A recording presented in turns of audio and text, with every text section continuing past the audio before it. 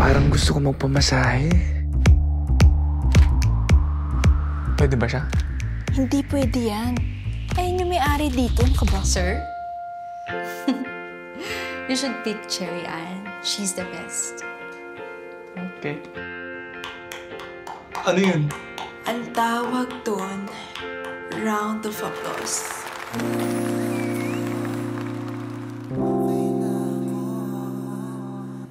Ayos na agad ang umaga kung makikita ka.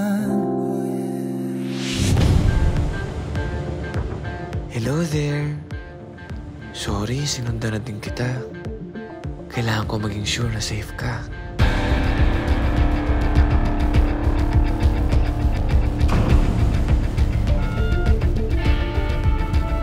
Ay, mga manyak na yun talaga. Dapat pinuputol na yung titi na yun. Pakain sa ash. Harry, I need you to grant access to new usernames of trainees.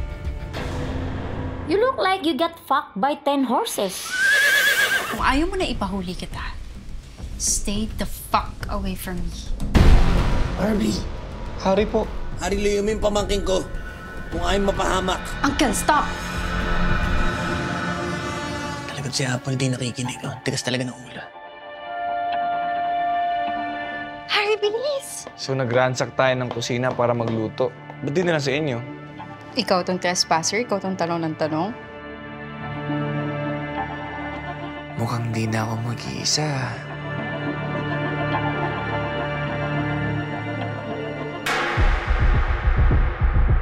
What's your problem, Harry? What's my problem? Ikaw ang problema ko, Apple! Bakit anong ginawa ko mali? Hindi ba mali na nakipag-date ka sa ibang lalaki tapos nakikipag-date ka din sa akin? Bakit? Sino ka ba? Di ba stalker lang kita dati? Alam mo kung alam ko lang magiging tanga yung anak ko. Tapos magkakaroon ka ng batik-batik sa katawan. Sana nilulok na lang kita. Akala mo natatakot ako sa'yo? Abnormal ka talaga! Eh, lahat na ang ginagawa ko para Unless! Hindi ko po sinasadya! Layo mo na si Apple. Apple!